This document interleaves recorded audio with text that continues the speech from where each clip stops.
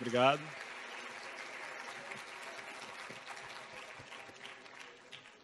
Boa noite. Estamos aqui encerrando hoje os trabalhos de hoje, aqui nessa quinta-feira da Flip, com a nossa mesa bônus. É uma bônus track que entrou de última hora com muita alegria na nossa programação.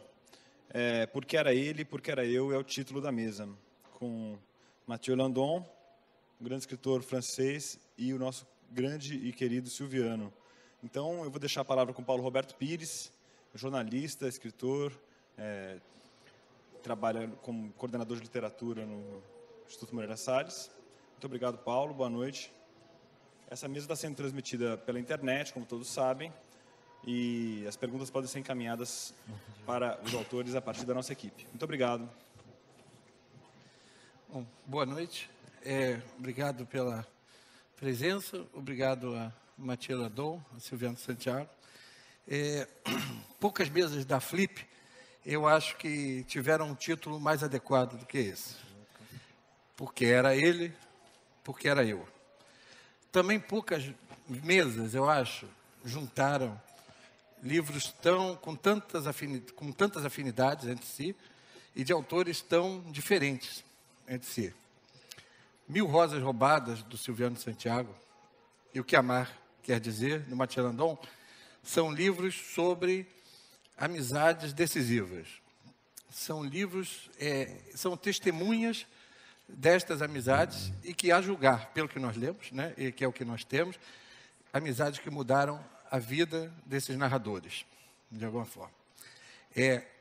Esclarecendo o título, a citação completa é a seguinte: se insistirem para que eu diga porque eu amava, sinto que não saberia expressar senão respondendo. Porque era ele, porque era eu. Era assim que o Michel de Montaigne, pensador francês do século XVI, definia esses encontros fundamentais, decisivos, e que ele dizia que eram tão raros que aconteciam uma vez a cada 3 séculos.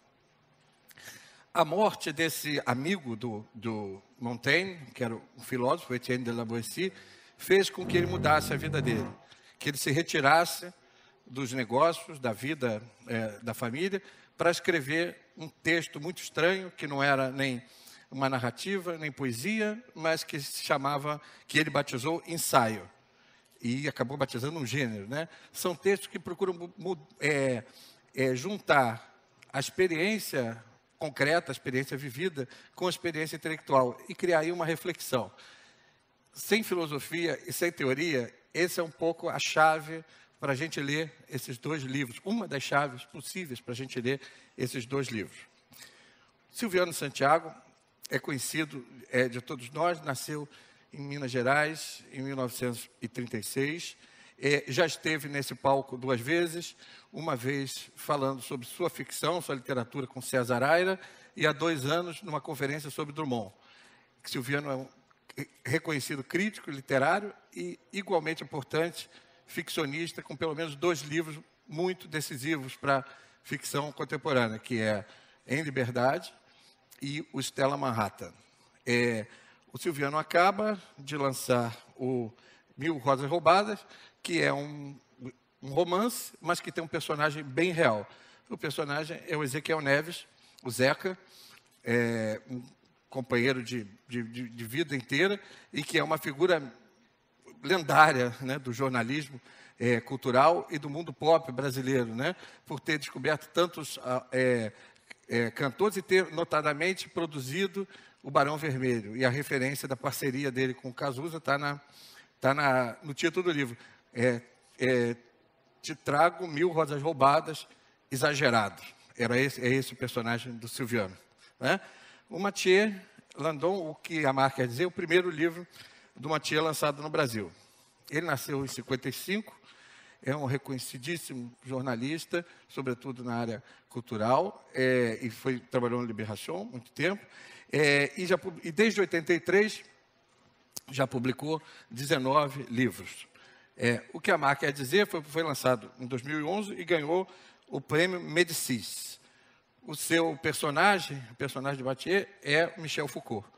o filósofo que todo mundo conhece, um dos nomes mais influentes do século XX. Há que fazer acrescentar que o pai do Mathieu, o Jérôme Landon, é um mitológico editor francês, responsável apenas pela publicação, pela carreira de Samuel Beckett, de Alain Robbe-Grillet, e na filosofia de Gilles Deleuze e de Pierre Bourdieu. Ou seja, o Mathieu estava acostumado a conviver com essas personagens grandes, mas com Foucault é diferente. É uma amizade muito especial em muita parte. Nós vamos começar passando a palavra para eles, é claro, né? O tema, como vocês podem ver, é muito emocional e o resultado dos dois livros é fantástico por não ter nenhuma gota de sentimentalismo. São livros da sinceridade e da coisa muito parecidos com os livros que o Montaigne sonhava. Bom, Silviano e Zeca conviveram por pouco mais de 50 anos. Uma amizade longa em que os dois se influenciaram e se formaram intelectualmente juntos, com admiração, críticas mútuas, até a morte do Zeca, em 2010. O Mathieu e o Foucault foram amigos por 6 anos, os 6 últimos anos de Michel Foucault, que morreu exatamente há 30 anos, né, em 1984. Eu queria que eles começassem, e eu vou passar a palavra para os dois, ir contando, para falar como é que foi essa decisão de escrever sobre um tema tão emocional e abordar isso, ou seja, eles dois experientes escritores, como que eles vão mexer ali na borda da confissão e da invenção. Enfim, queria que vocês começassem falando sobre isso. Podemos, Mathieu? Depois Silviano. S'il vous plaît. Bom, por que eu quis fazer esse livro? Muito rapidamente no livro, eu digo que não é uma homenagem ao Michel Foucault por vários motivos. A principal razão é que ele não precisa que ninguém faça homenagem a ele. E se eu fosse fazer uma homenagem ao Michel Foucault por um livro, eu acho que os livros dele já fazem mais homenagem a ele do que eu poderia fazer. Então não é exatamente isso. Mas sim, a minha relação com o Michel Foucault, desde o momento em que eu o conheci até a sua morte, representou para mim, definido praticamente cronologicamente, a minha juventude. E, de certa forma, eu acho que pelas gerações, a juventude pode representar a juventude de qualquer outra pessoa, através de épocas diferentes, acontecimentos diferentes. Eu acho que será sempre a juventude em si.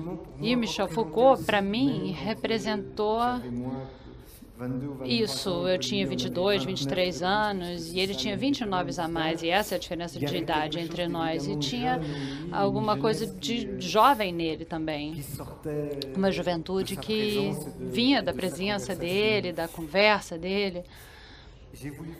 E eu quis escrever esse livro porque era uma coisa muito importante na minha vida, como você disse. Eu conhecia pessoas muito célebres, de uma reputação muito importante, pessoas como Samuel Beckett e Alain Robbe-Grillet, mas eram pessoas que eu conhecia através do meu pai e que eu conhecia pela relação que tinham com a minha família. E o Michel Foucault eu conheci de uma maneira totalmente diferente, porque eu era amante de um rapaz que tinha sido amante do Foucault. E ele trabalhava num apartamento que era ao lado do apartamento do Foucault. E numa elegância que já era o presságio da nossa relação, eu conheci o Michel Foucault porque ele disse que ele podia fazer um jantar para a gente um dia. O café da manhã, perdão, para a gente um dia. E foi assim que eu conheci ele, fazendo café da manhã para a gente. Meu livro tem uma razão, ou tem um começo, ou tem uma motivação um pouco mais trágica. Ele abre e ele acontece no dia em que você já mencionou, não é? Ezequiel Neves, Zeca, morre no Hospital São Vicente, do Rio de Janeiro, na Gávea, e depois de 6 meses dolorosos. Quer dizer, então, a experiência da lembrança, a experiência, não é, de querer tratar de um afeto que vinha desde a adolescência, desde o momento em que nós tínhamos 16 anos e éramos 2 rapazes, como diria Sartre, sem importância coletiva, 2 rapazes sem nenhuma importância coletiva que viviam em Belo Horizonte e um tanto desgarrados da família, das respectivas famílias, e ao mesmo tempo, né, querendo se conhecer a si mesmo, querendo se instruir pela experiência, não é? E, em particular, pela experiência artística. Nossos primeiros encontros se deram num clube de cinema, o SEC, onde nós víamos filmes. E, logo em seguida, não é, fomos nos entrosando através dessa mediação, não é, que pode ser a arte, mesmo numa cidade tão provinciana quanto era Belo Horizonte, nos anos de 1950. Quer dizer, nós nos conhecemos em 1952, eu esperava um ônibus, um bonde, que se chamava Calafate, na Rua dos Carijós, e aí, vagamente, eu me lembrava dele no clube de cinema, e ele vagamente se lembrava de mim no clube de cinema, e começamos a conversar, não é? E daí surge, não é, essa simpatia, não é? Esse afeto de um pelo outro que vai durar até esse momento da morte, né? E esse momento da morte é extremamente triste, porque me recordava, e eu vou pedir permissão para ler a epígrafe do livro, que é tirada de um romance que chama As Brasas, e a epígrafe, se não me engano, acho que explica melhor o livro do que essas palavras meio ainda frias que eu estou tentando me encontrar nesse momento em que reencontro Mathieu. A epígrafe diz o seguinte: sobreviver a uma pessoa que amamos tanto, a ponto de nos dispormos a matar por ela, é um dos crimes mais misteriosos e inqualificáveis da vida. O Código Penal não menciona. Por que o Código Penal não menciona esse, por assim dizer, esse assassinato que nos deixa como sobrevivente? Porque é a própria vida que mata a pessoa. Quer dizer, a pessoa que está ali vendo a agonia do amigo, ele pode apenas dar-se conta de que a vida que o salva, porque ele é um sobrevivente, é também a vida que mata aquela pessoa. E esse crime, então, esse meu livro, então, é uma espécie de resgate desse crime. Mas não se trata de uma culpa que se interioriza. Trata-se antes, não é, de um reconhecimento, não é, de que, apesar de tudo, a vida continua, de que, apesar de tudo, você é sobrevivente. Obrigado. Vocês falaram um pouco, já anteciparam um pouco, como vocês encontraram ele a primeira vez, né, e como veio a decisão. Ambos os livros, você não fica nunca simplesmente no registro de coisas, mas há sempre uma reflexão, naturalmente, né, integrada nas coisas. Eu queria que vocês falassem um pouco, ao escrever sobre os seus amigos, né, ao escrever sobre seus amigos decisivos, o que vocês veem de vocês mesmos quando estão escrevendo sobre eles? Ou seja, ao retratar Foucault, o que Mathieu enxerga de Mathieu e Silviano de Zeca?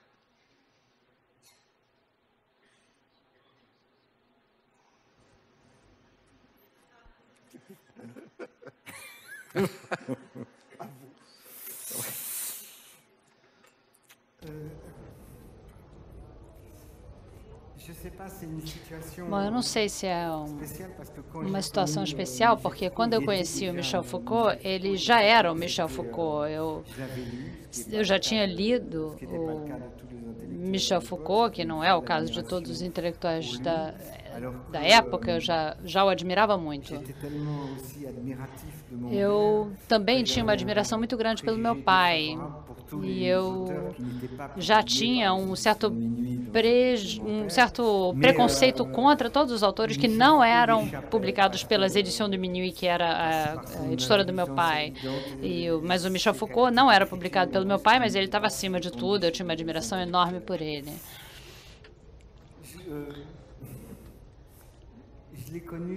Eu o conheci, então, isso era assim que eu o via, e isso corresponde ao título e à frase do Montaigne. E a gente estava falando disso agora, essa frase, porque era ele, porque era eu, isso representa algo realmente da amizade, uma amizade plena e por inteiro, realmente. E eu acho que essa frase realmente já seria impossível para definir uma relação entre um homem e uma mulher. É preciso que seja uma relação entre duas pessoas do mesmo sexo para que realmente seja uma amizade plena. E se é uma amizade, uma relação de amor, uma relação passional, essa frase não funciona, porque numa relação passional não é porque não é ele, porque não é eu. E a amizade é a única relação em que a gente pode se dar realmente por inteiro, em que há uma esperança realmente de verdade. Isso existe só na amizade. E apesar de tudo, essa frase não é nunca usada porque é ele, porque é eu. É sempre um dos dois que fala. E é sempre o que sobrevive que fala, né? É sempre no imperfeito. E é sempre quando a relação já terminou, quando ela já se concluiu. Porque o sobrevivente se torna o mestre da relação. E ele pode inventar a relação, até de maneira retroativa, como quiser. E é uma tristeza, é claro. Uma tristeza que toma conta de tudo. Mas a escritura é também uma esperança de que a honestidade sobreviva. A honestidade dessa relação, que ela possa ser descrita. Eu tinha orgulho de ser amigo de Michel Foucault, porque era Michel Foucault, e eu me dizia que todo mundo gostaria de estar no meu lugar. E me parece que todos gostariam de ser amigos do Michel Foucault. E esse privilégio me foi dado a mim e a alguns outros também, mas a mim. E eu via isso como um privilégio. Quando ele morreu, podiam me dizer, realmente, foi um privilégio tê-lo conhecido, e é verdade. Mas o privilégio real foi de conhecê-lo. Não sei se isso responde a sua pergunta corretamente ou não. Eu retomo um pouco essa ideia da amizade, não é? E, no meu caso, pelo menos eu terei que dizer que o que me encanta no outro é muito mais o fato de ele ser diferente de mim do que o fato de eu encontrar no outro uma forma de espelho. Quer dizer, eu não consigo, eu tenho muita dificuldade em me refletir no outro. Eu prefiro que o outro, sinal de egoísmo, é claro, e de narcisismo, não é, violento, eu prefiro que o outro se reflita em mim. Então, a própria ideia de amizade, para mim, não é uma ideia de tranquilidade. Eu acho isso extremamente importante para mim. Quer dizer, ela não é, para usar uma expressão francesa, ela não é rassurante. Né? Ela não me traz nenhum equilíbrio. Pelo contrário, ela deve me desequilibrar. Entende? E é exatamente isso que eu acho que me encantou no Zeca. Entende? O fato de que ele não correspondia à imagem que eu tinha de mim mesmo. E eu queria, de certa forma, conhecer essa imagem de mim mesmo que eu não tinha e que eu gostaria de ter, mas que eu tenho medo de ter. Quer dizer, meu livro é muito sobre o medo da vida. Quer dizer, eu sou uma pessoa que tenho medo de viver, entende? Eu não sou uma pessoa corajosa. Nesse sentido, se quiser, mais tarde a gente pode falar um pouco, há muito de Clarice Lispector. Eu fui um grande leitor de Clarice Lispector quando jovem, entende? É o medo que me leva a amar. Ou em Roland Barthes, por exemplo, a epígrafe que ele escolhe de Hobbes, né, é exatamente sobre o medo, entende? Hobbes vai dizer, não é, quando eu nasci, nascemos gêmeos, eu e o medo. Entende? Quer dizer, é esse tipo de relação que eu procurei. Então, eu tenho de dizer, e talvez eu desencante algumas pessoas que têm uma visão mais otimista e mais sentimental de amizade, né, que é um livro um pouco duro, entende? Não é um livro de amor. É um livro de amizade, no sentido em que eu entendo amizade. Quer dizer, é um livro de diferenças, e daí que o narrador seja um professor, uma pessoa extremamente pragmática, uma pessoa que quis vencer na vida, que sempre quis ter o seu salário no final do mês, para não ter problemas nenhum, não ter nenhum problemas do dia a dia, não é? E ao mesmo tempo, né, que sonhava no fim da estrada com uma boa aposentadoria. E obviamente o Zeca, né, é exatamente o oposto, né? Sempre quis, ele começou sendo ator de teatro, que é uma faceta que praticamente ninguém conhece. Ele interpretou Beckett, em 1959 ele interpretou Beckett. É a primeira representação de Beckett, aqui pelo menos no Brasil, e de uma peça dificílima, que é Fim de Jogo. E ele, com 19 anos, veja que coragem, ele interpreta o velho que está na lata do lixo. Quer dizer, eu nunca pensaria dessa forma. Quer dizer, eu consigo escrever um livro sobre a velhice quando eu estou velho, mas eu não conseguiria escrever um livro sobre a velhice sendo jovem. Quer dizer, essa coragem, sabe, esse enfrentamento era muito bonito nele, entende? E então, como eu dizia, né, quer dizer, essa forma de amizade, portanto, é uma forma de amizade que traz relacionamento conflitivo entre o pragmático e o artista. Quer dizer, o artista, o que acontece? Ele tem que viver da bilheteria. Quer dizer, ele tem que trabalhar todos os dias. Ele não tem nenhuma garantia de que ele vai poder pagar seu aluguel, vai poder fazer. Inclusive, no final da vida, os 30 últimos anos da vida dele, ele não tinha vergonha nenhuma de viver num apartamento em situação de comodato. Entende? Enquanto eu fazer questão de ser proprietário. Quer dizer, essa coisa me fascina, sabe? Essa coisa me fascina, mas me fascina um pouco tanto pela diferença, não é? E aí eu tenho que dizer que eu sou um leitor não tanto de Foucault, mas de Derrida. Essa questão da diferença me fascina.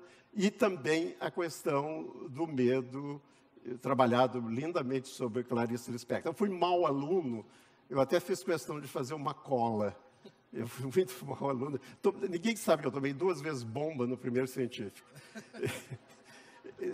Porque depois me tornei um professor relativamente competente. E aí eu fiz uma cola, depois eu gostaria de ler até a questão do medo em Clarice, que sempre me fascinou. Mas, em todo caso, é isso mais ou menos, quer dizer, é a amizade como exercício da diferença, a amizade como exercício do que não sou eu, mas que eu gostaria de ser constituído daquela forma. Para que a gente avance um pouquinho mais, eu vou pedir, então, aproveita que já estamos com o Silviano vai ler um trecho do 1000 Rosas Roubadas e depois Mathieu lerá um trecho do que Amar quer dizer. Vamos fazer isso? Segue você agora. Escolhi um trecho bem curtinho,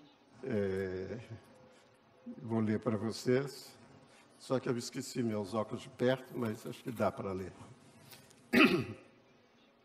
Será que eu escrevo esta biografia porque me quero perseguido e ferido por quem eu persegui e feri toda a vida? Escrevo-a para guardá-la ainda ao lado, como se fosse criado mudo à minha disposição? Ou a escrevo para sorver a inspiração dos pulmões que eu rejuvenescia a caminhar pelas ruas de Belo Horizonte e o fortalecia no palco do Teatro Francisco Nunes? Escrevo-a para respirar o ar que ele não respira mais? Passei a persegui-lo quando o conheci. Deleguei-lhe conhecimento e domínio sobre minha vida na época em que meu desejo frustrado, parecido à envolvente teia de aranha que se esgarça pelas gotas d'água da chuva, era assambarcar por inteiro a vida dele e controlá-la. Tudo é subjetivo nesse relato. Hoje, nas malhas de aranha tecidas em palavras por mim, quero me apoderar sozinho da essência dele. Tocar-lhe o corpo concreto de carne, sangue e osso. Conhecê-lo com os 5 sentidos num só. Senti-lo pulsar perto do coração selvagem da vida. Vê-lo refletido pela minha alma. Rememorar nossa vida em comum para melhor guiá-la em favorecimento da minha sensualidade, que sob o peso dos anos está em vias de desaparecimento. A senilidade bate à porta da sensualidade. Boa definição de velhice.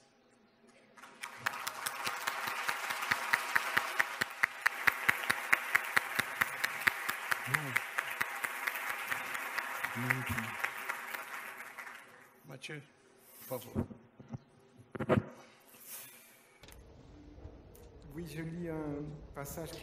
Eu escolhi uma passagem que fala do meu pai, que é outro personagem do livro, mas eu vou dizer antes que o Michel Foucault morreu em 84 e o Samuel Beckett morreu em 89. E é o que eu começo a contar aqui. Meu pai amava e respeitava Samuel Beckett, companheiro de sua vida adulta, como não amou e respeitou nenhuma outra pessoa. No dia em que me contou que Sam tinha morrido, notícia que deveria ficar em segredo até o enterro, no momento em que me levava até a porta, depois de almoçarmos, apresentei-lhe minhas condolências tão simplesmente quanto pude. E, com seu sorriso triste, ele me respondeu, evocando Michel, que eu sabia o que se sente numa situação daquelas. Sabendo a que ponto Sam e a relação dos dois, que talvez fosse o que ele teve de melhor, eram importantes para ele, fiquei comovido com sua generosidade. Em retribuição, respondi que, no meu caso, a amizade só durara 6 anos, e a deles em torno de 40, sem estar convencido, porém, de que ter desfrutado dessa felicidade durante toda a sua existência fosse pior do que tê-la visto interromper-se prematuramente. Ele sorriu outra vez em silêncio. Uma década depois, conversávamos sobre um assunto completamente diferente, problemas novos que surgiam no trabalho dele. Meu pai disse, o tempo, que era um aliado, mas se tornou um inimigo. O tempo que a tudo preside forneceu a solução, independentemente de você. É a frase de acúmulo de afeto, do diretor. E ampliei o sentido de sua frase, além do âmbito profissional do meu pai, que de fato eu ignorava. Já não tinha mais que 1 mês de vida. Uma tarde em que fora visitar meu pai, conversava com ele, que estava perfeitamente consciente, mas deitado no que seria, algumas semanas depois, seu leito de morte. Em determinado momento, ele me disse que não ficasse ali com ele, mas que fosse cuidar das minhas coisas. Discordei, argumentando que não custava nada estar ali. Pelo contrário, estava feliz. Ele abriu seu famoso sorriso tímido, que sempre ostentava ao receber um elogio ou uma delicadeza, interrompendo-me abruptamente. Porque eu te amo, insistiu mesmo assim. E nem bem pronunciei essas palavras, fiquei feliz. Minha mãe e meu irmão estavam por perto e ouviram aquela frase, que devem ter considerado oportuna, pois vieram as duas dizer eu te amo a ele. Uma manifestação desse tipo, sejam quais forem as circunstâncias, não corresponde ao estilo da minha família. E por mais que as palavras tivessem surgido naturalmente pessoalmente, embora fosse a primeira vez que eu exprimia para aquele destinatário, ao ouvi-las pronunciadas por outros, logo depois das minhas, achei-as despropositadas e constrangedoras, com o resultado de que me retirei do apartamento alguns minutos depois, desmentindo minha declaração anterior. Objetivamente, a atitude da minha mãe e de minha irmã não tinha por que produzir tal efeito, embora tamanho acúmulo de afeto pudesse parecer uma falta de tato, de mau agouro, mas bastaria uma pequena dose adicional de refinamento para perceber que minhas palavras já induziam esse risco. Por outro lado, eu não tinha a menor pretensão de amar meu pai mais que minha mãe e minha irmã. Diferentemente, sim, eu que nessa época convivia com ele infinitamente menos do que elas. E não acredito que o mal-estar tenha sido resultado de ciúme. E, contudo, o mal-estar estava ali. Sem dúvida, havia deselegância da minha parte. Meu pai deixara uma carta póstuma para cada um de nós, e minha irmã me entregou a minha na noite em que ele morreu. Meu pai me escrevera quase 5 anos antes. Alguns dias antes de meu pai morrer, eu estava sozinho com ele em seu quarto de Ambrose Paré e tive vontade de lhe agradecer por tudo que me dera desde que eu vim ao mundo. Eu sempre soube que o que havia de menos mal em mim devia às pessoas que me criaram e educaram e às que tive a sorte de conhecer depois. E é claro que a minha gratidão se dirigia, acima de tudo, ao meu pai. Apesar disso, eu nada disse. Sem dúvida temia que, ao abordar pela primeira vez um assunto tão íntimo, pudesse dar a impressão de estar querendo remediar as coisas logo antes do instante da sua morte, instante que talvez ele não soubesse, mas eu achava que sabia e estava tão perto. Fiquei em silêncio e depois não me arrependi de que lhe serviriam meus agradecimentos na hora de partir. Mesmo assim, foi pensando nessa confissão não feita que tive a vontade de descrever meu filho, antes de ser tarde demais. Quando você ler essa carta, eu, por minha vez, já não estaria aqui, mas você ainda terá muitos anos de vida. Sim, a gratidão que não achei necessário demonstrar ao meu pai, acho que devo entregá-la a você. Ainda hoje meus olhos se enchem de lágrimas ao copiar essas linhas. Eu nada dissera algumas semanas antes que ele já não soubesse, assim como, apesar de sua reserva, em minha tendência a achar que todo mundo me detesta, nunca tive a menor sensação de não receber afeto do meu pai. Sentia-me segura quanto à existência desse afeto. Ao dizer a ele, eu te amo, tinha simplesmente repetido uma cena familiar que se mantinha de geração em geração, só que com menos delicadeza do que ele. Também fico emocionado por Sam e Michelle assombrarem estas linhas. Sam porque era uma daquelas pessoas que tive a sorte de conhecer depois. Michelle porque as palavras do meu pai são tão convincentes que posso tomá-las para mim. Todas as palavras, já que eu, não tendo filhos, tenho ainda assim a alegria de poder legar minha gratidão a alguém. Se estou nessa situação favorável foi porque conheci Michelle, que criou o desvio em meu caminho. A seu modo, também ele me deu a vida. Será que a cabeceira do meu pai moribundo eu não estaria buscando remediar as coisas? E não com ele, mas com Michelle, mesmo supondo que Michelle tivesse ouvido as coisas que deixei de lhe dizer. Será que meu mal-estar não resultaria do fato de que, ao dizer eu te amo para o meu pai, minha mãe e minha irmã me davam a sensação de estarem se intrometendo na minha relação com Michelle, que para elas não significava nada? Que aberração me levara a sentir aquilo? Eu poderia nunca ter conhecido Michelle, nunca ter posto os pés em seu apartamento, e com todo o amor familiar que me cercava, sinto pena da vida que eu teria tido.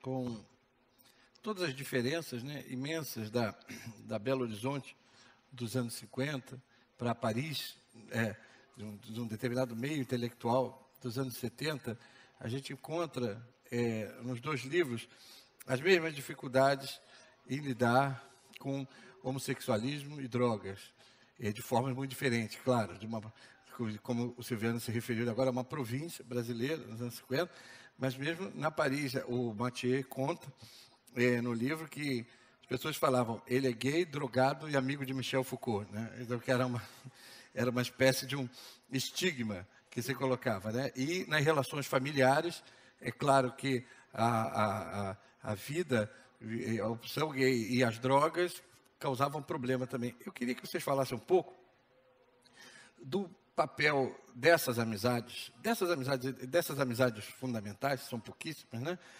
para que você assuma uma vida afirmativamente de transgressão, ou seja, da pequena transgressão, de não acomodação. Como que os amigos são importantes nessa cumplicidade para levar isso adiante? Acho que é uma questão que, por mais que se fale que as coisas são mais liberais, está sempre presente, né? Sustentar a transgressão não é tranquilo. Então, eu queria que vocês falassem um pouquinho sobre isso.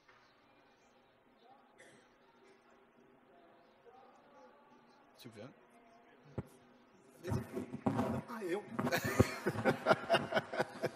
Eu disse que eu tenho medo de beber.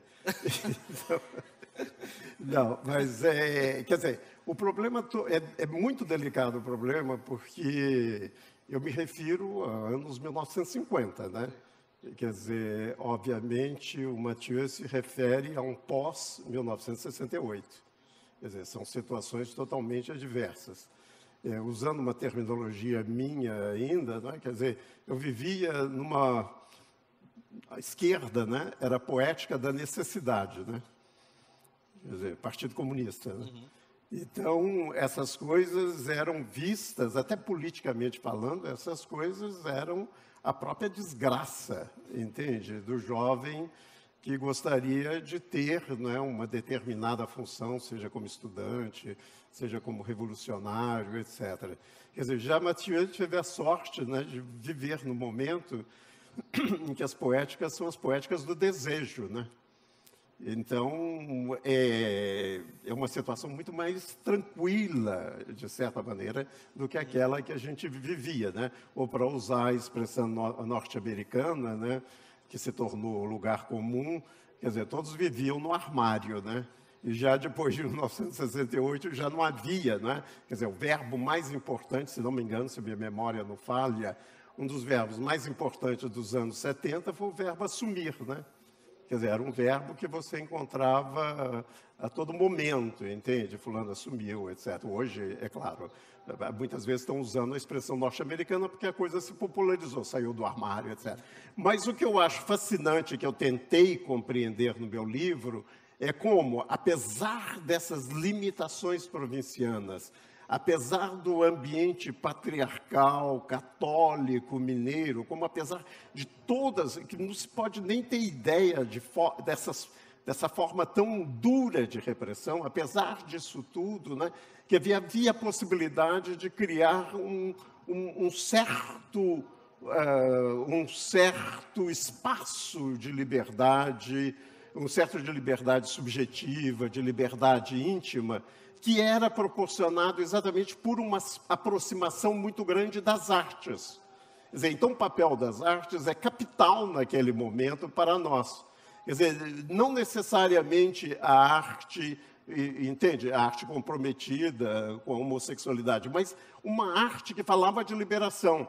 E eu me lembro muito bem que em 1954, por exemplo, nós escutávamos Ma Rainey e Beth Smith, quer dizer, de uma maneira bastante natural, mas Ma Rainey e Beth Smith, né, as duas grandes cantoras de jazz, né, como duas figuras transgressoras no próprio Estados Unidos. Em primeiro lugar, né, por virem do Sul e serem massacradas pelo preconceito racial. E depois, né, pelo tipo de vida que ambas levavam, que vai inspirar, né, aí já no pós-68, Janis Joplin. Janis Joplin se diz filha confessa dessa. Mas nós já estávamos escutando o jazz norte-americano e cantado por essas duas jazz ladies, né? E isso trazia uma reflexão sobre a vida que era muito diferente se você refletisse sobre um problema paralelo terrível que o Brasil tinha, que era a escravidão negra. Mas, entende? Mas não era a escravidão negra, e era a escravidão negra, mas era uma escravidão negra revestida de uma aura de quê? De uma expressão subjetiva extremamente rica, extremamente poderosa, e que nos enriquecia, e nos levava a enxergar de maneira diferente os próprios problemas do Brasil. Os próprios problemas das minorias, que no fundo são maiorias, mas naquela época eram minorias, né? As próprias minorias brasileiras. Quer dizer, então era isso que é muito importante, como também o cinema, os filmes que nós víamos. É tanto que no início eu vou trabalhar 2 filmes que foram muito importantes, a meu ver, naquele momento, que era Desencanto, que é um filme lindo, né, em inglês, de David Lean, e um filme que é um remake, que é Stazione Termine, de Vittorio De Sica. E era curioso como as separações, elas não eram ditas, tal como separações. Eu vou para o Rio de Janeiro, passar as férias de verão no Rio de Janeiro, etc. Elas eram lidas ou mediadas por filmes. Quer dizer, eram essas separações, entende? E que eu faço questão de trazer no primeiro capítulo, que é o capítulo da morte. Porque, no fundo, nós estamos sempre perdendo a pessoa de que a gente gosta. E muitas vezes a gente não perde no plano real, mas perde no plano simbólico. E esse plano simbólico vai constituindo uma série de perdas que finalmente culminam com a morte. Entende? E a morte nada mais é do que esse acúmulo de perdas, de distanciamentos, de adeus, né, que você dá à pessoa passageiramente, e num determinado momento já não é mais passageiramente. Mas voltando ao núcleo da questão, quer dizer, o papel da arte, então, é extremamente importante. E de uma coisa um pouco tola naquela época, que era um grupo de pessoas que se reuniam aos sábados à noite para ver filmes, que não eram comerciais. Por sorte, já naquela época, nós tínhamos a Cinemateca de São Paulo, organizada por Paulo Emílio Salles Gomes. Então, os filmes que nós mostrávamos eram os clássicos do cinema. E aí tem uma coisa curiosa. Quando eu vou a Paris pela primeira vez, em 1961, eu vou à Cinemateca Francesa. E tenho que confessar, como um gesto patriótico, eu não sou muito levado a patriotismo, mas tenho que confessar como um gesto patriótico, que quando eu vejo o programa da Cinemateca para aquele ano, era igualzinho o nosso programa. Eram os clássicos do cinema, cujas cópias foram conseguidas pelo Paulo Emílio Salles Gomes e levadas para São Paulo e, por sua vez, emprestadas a Minas Gerais. Quer dizer, então você vê que esses caminhos são bem tortuosos e são, obviamente, fascinantes, e talvez uma razão para a gente poder escrever. Mas a coisa da transgressão do comportamental, você acha que está cimentada por isso, assim, cimentada por isso, mas sempre mediada, não é? Porque é um período em que você não diz as coisas, como, aliás, ficou claro, né? É um período em que você não diz as coisas pelo seu próprio nome. Quer dizer, a célebre expressão, né? O amor que não ousa dizer seu nome, né?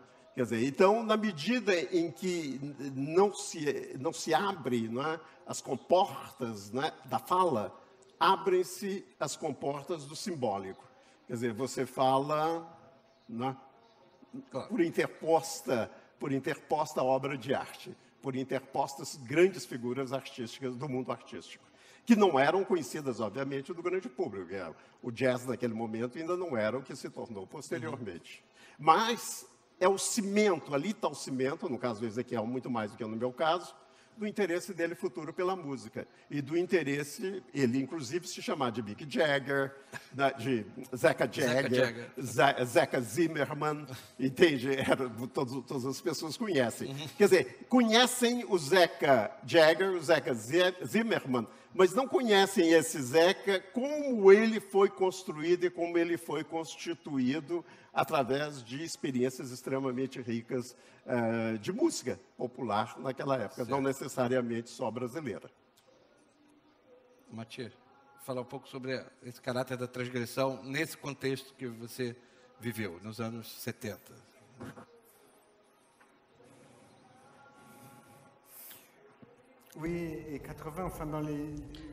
E 80 também, na proximidade com o Michel Foucault. Eu acho que uma coisa que foi muito importante na nossa relação foi o seu apartamento, curiosamente.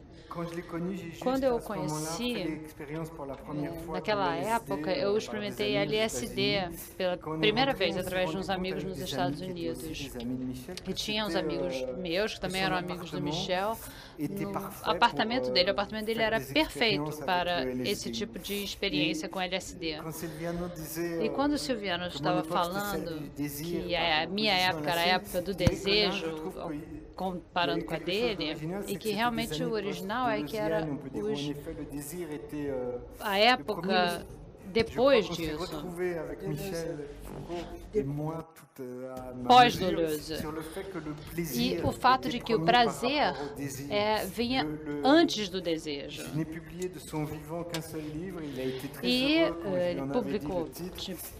eu tinha publicado só um livro, e ele gostou muito quando eu falei o título, que era Não, Nosso Prazer, não ao prazer. E eu não sabia que o primeiro livro póstumo dele seria também sobre isso.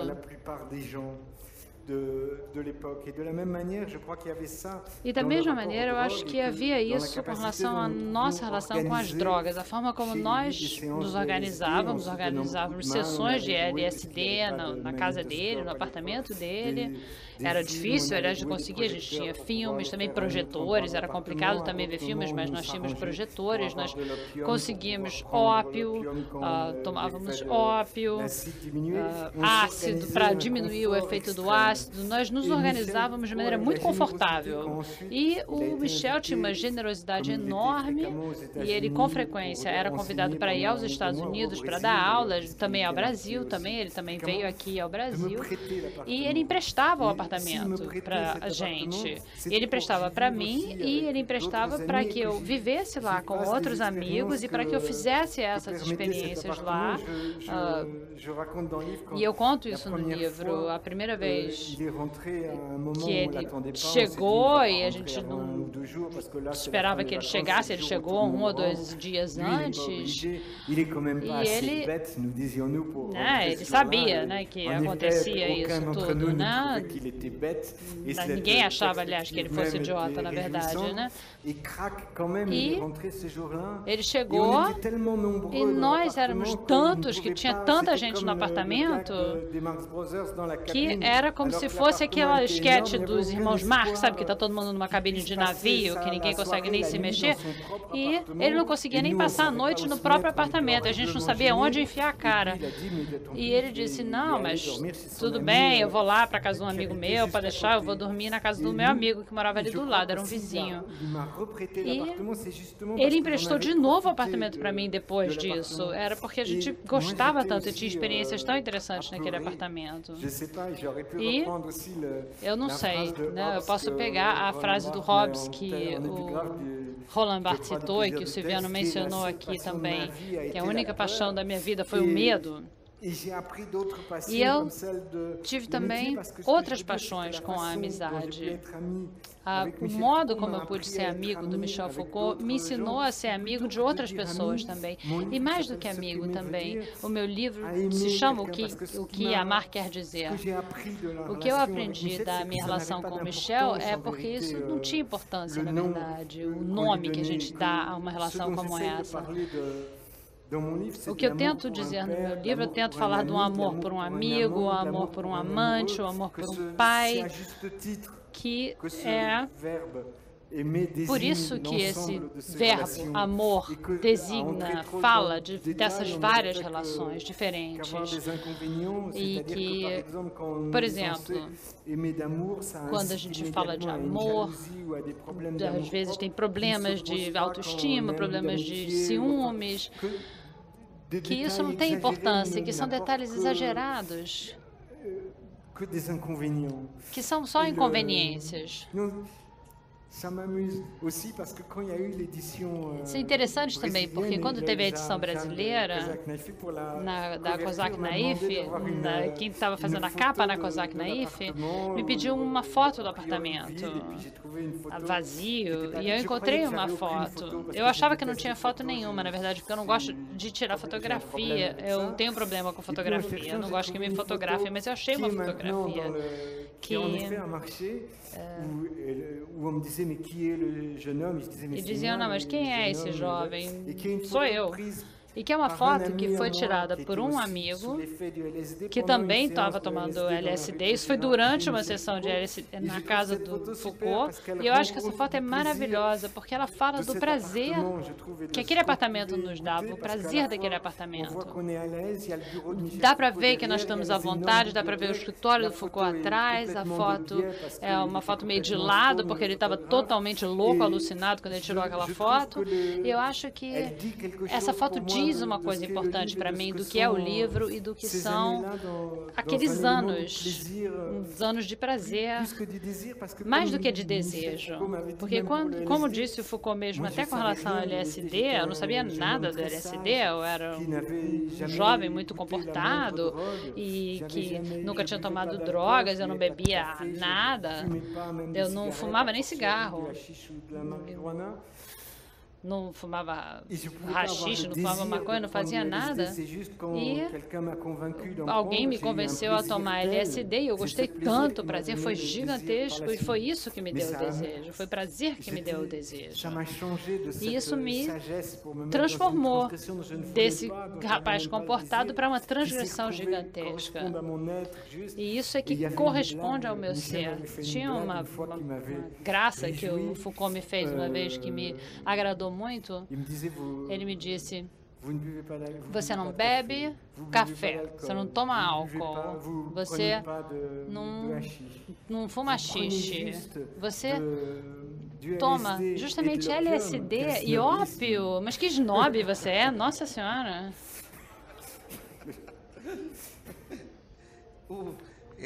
Estamos falando aqui de desejo e da potência do desejo. Há uma outra coisa em comum, muito curiosa e delicada nos dois livros, que falo de duas amizades, de dois homens gays. Essas duas amizades são pontuadas pelo desejo, mas não necessariamente pelo desejo consumado.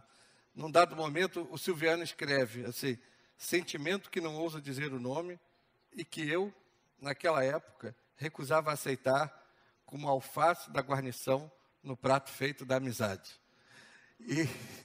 E num outro momento, o Mathieu escreve não sobre Foucault, mas sobre um outro personagem importante do livro, que não falamos ainda, o Hervé Guibert, é um escritor e fotógrafo muito interessante, importante, que morre de AIDS logo depois de Foucault também.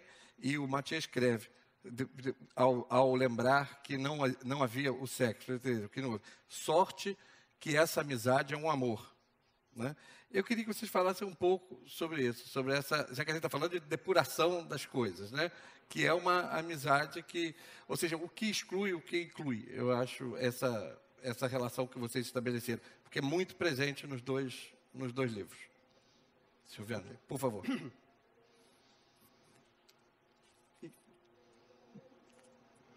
Felizmente ou infelizmente, né, estamos bem próximos da vida real, né? Então não é permitido mentir. Não. Eu até gostaria de mentir. No caso do livro, e isso está tratado com certa delicadeza de sentimento, né, é um romance meio de análise psicológica, né? Quer dizer, não é um romance de fatos, de acontecimentos, etc.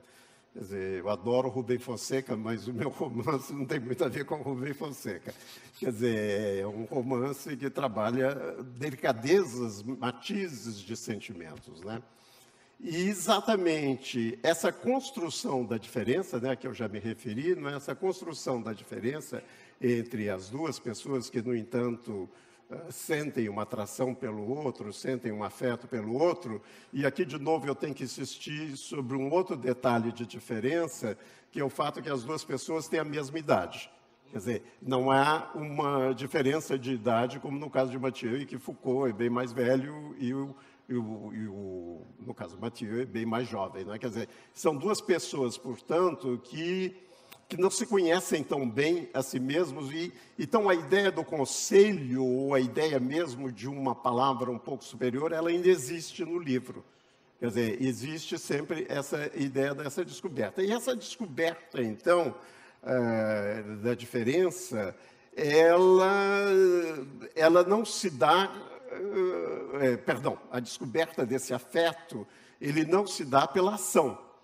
Quer dizer, não é um problema de você, né, pular em cima do outro, não se trata disso. Quer dizer, se trata de um determinado jogo sutil, um determinado jogo sutil que de certa forma, comandado por uma forma de afeto que não consegue se exprimir muito além do gestual. É como quase, quase como se fosse um filme mudo. Você tem as palavras, perdão, você tem os gestos, mas os personagens não falam. Quer dizer, todo ele é muito trabalhado em torno do gestual. E esse gestual acaba sendo, por incrível que pareça, inibidor da ação. Quer dizer, e na medida em que ele inibe a ação, há uma frustração. Quer dizer, a amizade vai ser construída em cima da frustração amorosa. Ela não é construída em cima da realização amorosa, mas da frustração amorosa. Tem uma parte que eu acho simpática no livro, que é exatamente esse... Eu uso a imagem do coração abertamente, porque eu acho importante nesse momento, porque a gente está falando de sentimento. Eu estou falando de sentimento, eu estou falando de um coração que se abre, de um coração que se atira. Ele se atira. E como ele se atira em direção ao alvo, e esse alvo não responde, o coração fica parado no ar. Quer dizer, a amizade, então, ela é construída em cima de um coração que fica parado no ar. Que não consegue voltar, porque se ele voltasse para dentro de quem o atirou, seria uma frustração tão violenta e possivelmente até o ódio. E como ele não tem a entrada permitida no outro coração, quer dizer, ele fica parado no ar como contemplação. Ele contempla. Então, eu acho que essa amizade, então, ela é muito feita em cima da contemplação do outro, entende? Porque já que o ato amoroso, ele não pode ser consumado, por assim dizer. Agora, isso não quer dizer que os personagens não consumem o ato amoroso, é claro. Mas aí já é outra coisa. Aí tem um capítulo um pouco duro que eu escrevo, que é o capítulo 9, que alguns dos meus amigos não gostaram muito do título que eu dei, que é promiscuidade. Entende? Que eu acho que um pouco essa mudança constante de objetos, que no fundo não é nada homossexual, é totalmente heterossexual. Quem leu Madame Bovary, quem leu Primo Basílio, está cansado de saber que os objetos sexuais podem se suceder ao infinito, e não tem absolutamente nada a ver com uma vida recente homossexual, que dizem que são promíscuos, etc. Quer dizer, promiscuidade nesse sentido, de mudança de objetos, essa mudança constante de objetos, mas que, no fundo, são preservados, a integridade dessa mudança de objetos, ela é preservada por uma amizade que perdura. Seria mais ou menos isso que eu teria de dizer. Teria a dizer. Mathieu. Oui.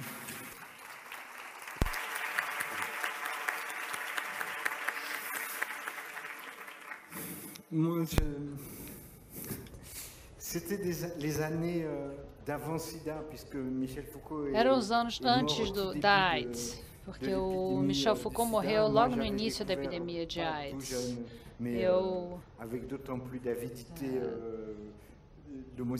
descobri a homossexualidade com mais avidez. Não era difícil dormir comigo, na verdade. Tá? É um período que qualquer pessoa que quisesse dormir comigo estava lá, era fácil. Mas com o Michel Foucault, quando ele quis, não aconteceu, não sei exatamente por quê. Não sei por orgulho da minha parte, eu não sei por quê, porque eu achava que era melhor ser amigo dele sem dormir com ele. Eu não sei exatamente por quê.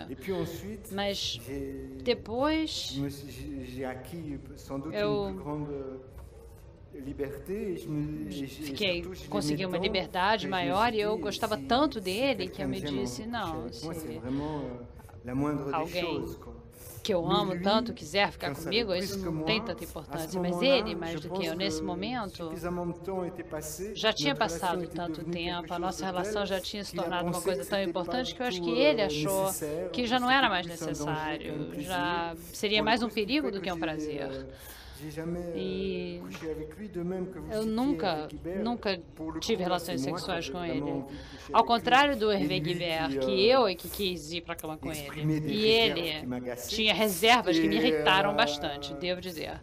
E que morreu também de AIDS depois. E isso me colocou numa situação bastante particular, porque eu queria ir para a cama e teve reservas e o outro não. E eu, na verdade, achei ótimo não ter tido relações nem com o outro, porque isso me salvou a vida, na verdade, né? E as coisas acabaram bem para mim, apesar de que eu acho que eles não viam a coisa dessa maneira.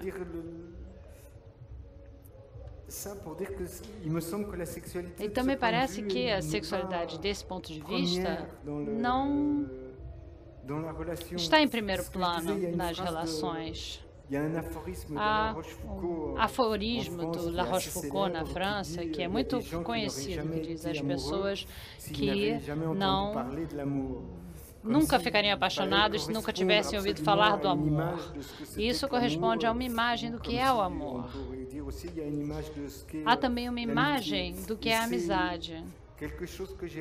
É algo que eu aprendi sem saber, na verdade, como tudo que eu aprendi do Foucault. Porque, na verdade, ele não era uma pessoa professoral.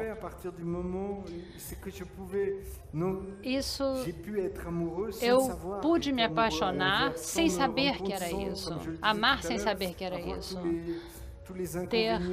Sem ter todos os inconvenientes do amor, sem o respeito às convenções, sem ter os ciúmes de uma pessoa com quem a gente está dormindo que vai dormir com outra pessoa, uma pessoa que a gente ama que vai embora, e problemas de autoestima, se a pessoa está falando no telefone, a gente não sabe com quem está falando, se a pessoa quer ir ao cinema e a gente não quer, quer dizer, todas essas coisinhas idiotas que acontecem na vida e que podem ser um problema e que, na verdade, não tem nenhuma importância. E eu aprendi a não fazer isso, sabe? Eu acho que todas as minhas relações importantes na vida, a partir daí, já que eu tenho já 30 anos, tem, de certa forma, o carimbo do Michel Foucault. E eu não poderia viver essas relações de maneira tão feliz, com tanta alegria, se eu não o tivesse conhecido. Porque tem isso. E ele tinha 30 anos a mais do que eu, ele tinha uma certa inteligência, uma certa sabedoria, de maneira que eu me entregava completamente a ele, sabe? Eu confiava inteiramente nele. Eu sabia que o que ele me dizia, ele não dizia no interesse dele, ele dizia no meu interesse. E eu acreditava plenamente nisso. E isso era uma liberdade extraordinária que eu tinha. E eu acho que isso é uma sorte enorme, sabe, que eu tive, de poder me confiar tanto em alguém e poder me confiar a ele completamente, inteiramente, dessa maneira. Nós estamos terminando e eu queria juntar umas perguntas aqui, umas perguntas da plateia, que dizem respeito à expressão do homossexualismo na literatura, dos homossexuais na literatura. Cita-se aqui uma pesquisa que diz que na literatura brasileira, eu acredito que, não sei qual é a extensão dessa pesquisa, personagens homossexuais ou bissexuais não chegam a 7%. Né?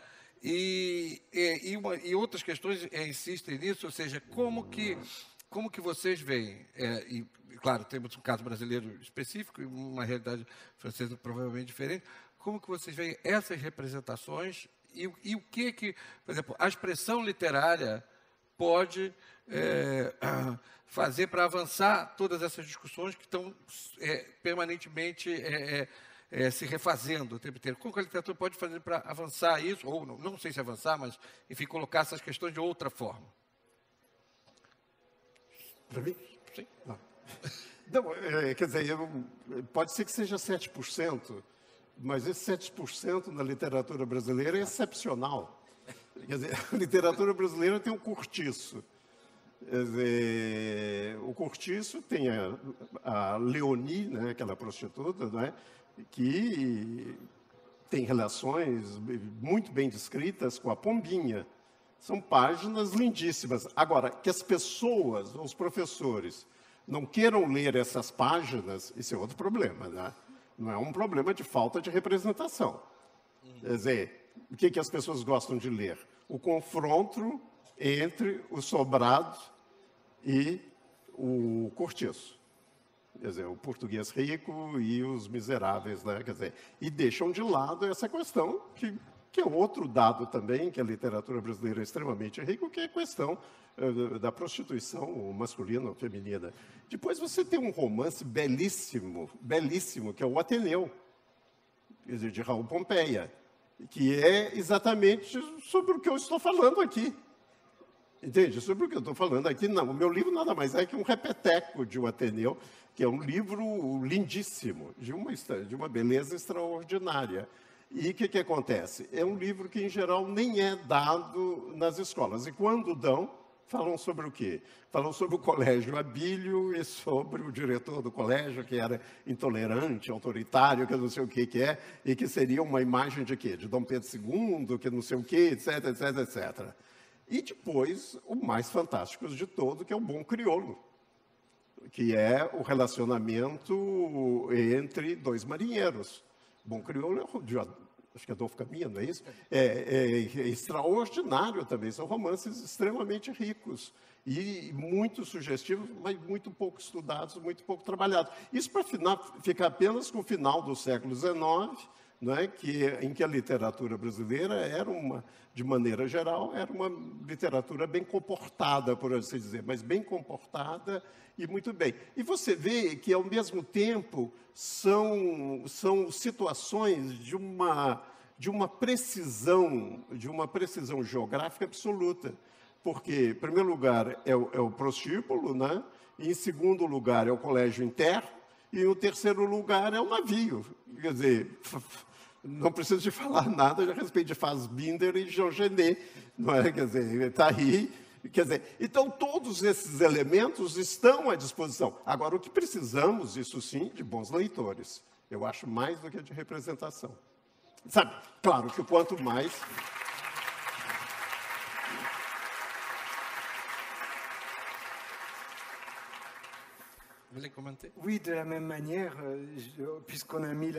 Da mesma maneira, exatamente como isso se chama Porque Era Ele, Porque Era Eu, os ensaios de Montaigne e sua relação com La Boétie, é precisamente uma relação homossexual que está sendo descrita e é necessário fazer isso. E a ingenuidade do leitor brasileiro, como o Silviano falou, eu não sei...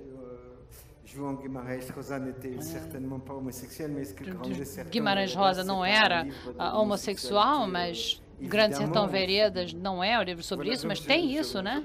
Também é sobre isso também. Eu acho a mesma coisa que o Silviano. Não são os livros, talvez sejam os leitores. Cada ser humano também, desse ponto de vista, pode ser um leitor mais ou menos bom na sua própria vida, eu acho. Eu gostaria de agradecer a Mathieu Landon, a Silviano Santiago e a todos vocês pela conversa que nós tivemos aqui. Boa noite.